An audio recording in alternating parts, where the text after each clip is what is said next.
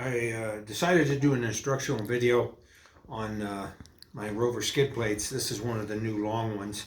The procedure will be the same whether it's the longer one that covers the full down tube or the shorter one that most people prefer just to protect the wires.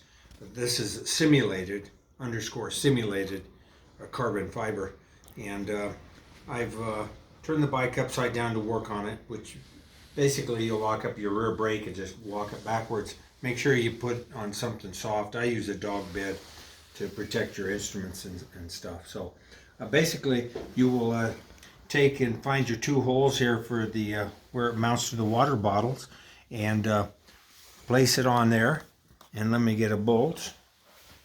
All right, I got my bolts here. I prefer to use a hex head, but you can use the Allen type. And you'll want to put your first bolt in and start it by just a few threads. Don't tighten it up, okay? And then you'll want to start your second one.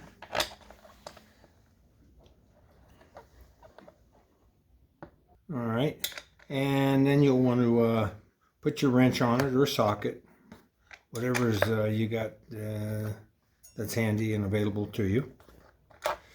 And we'll tighten these down. And right before I tighten these two screws down here, you're ensuring that the rubber bumper is on the frame here, and that the bumpers mount on the crank housing here and sit up on top. And that's what creates that tunnel that allows your wires to be protected, because if anything hits here, it's not going to damage any of those wires. Also, you want to look at here, come up top here. You'll see that sensor, crank sensor, protects it partially. That's white. I painted it white so it'd stand out. And let's go ahead and tighten up the screws now, and we'll get back to the demo.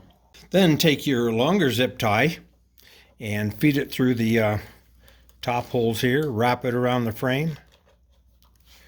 Bring it out. And cinch it up.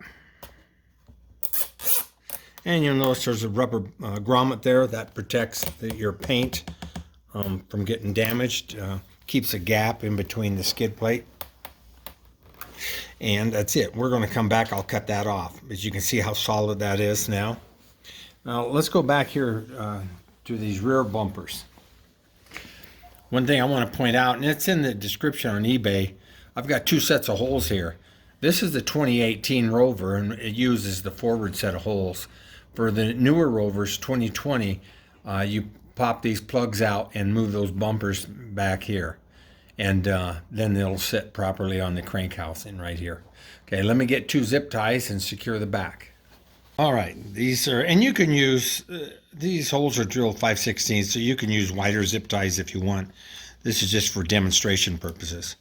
But drop it down through the hole, wrap it around that cross part of the frame there, and cinch it down just a little, and then we'll do the other side.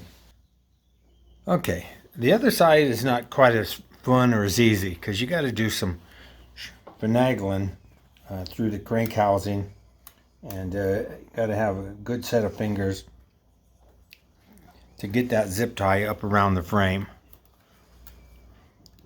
You can see where I wrapped it.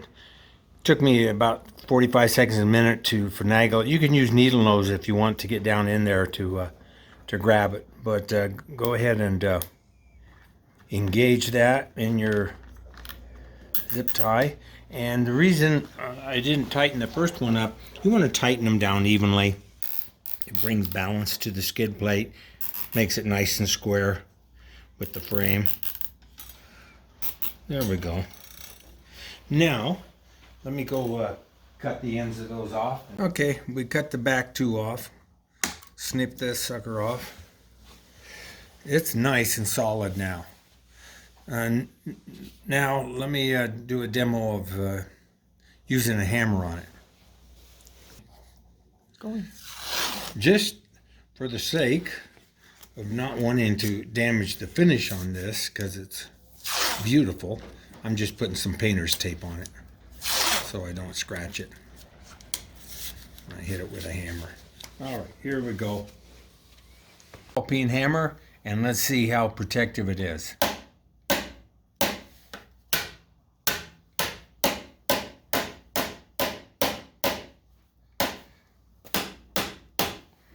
All right, you can see if I slow it down, the bumpers shift slightly, but they still maintain that distance to protect the wires and also the crank sensor here.